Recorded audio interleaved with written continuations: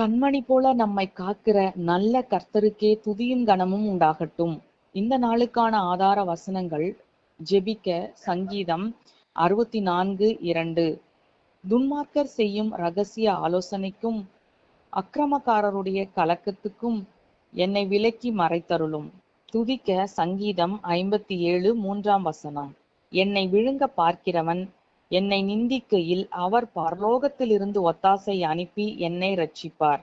கர்த்தரை நேசித்து அவருக்காக வாழ வேண்டும் என்று வைராகியத்தோடு இருக்கிறவர்களுக்கு அநேக போராட்டங்களும் நெருக்கங்களும் பிசாசாகிய சத்ருவினால் உண்டு.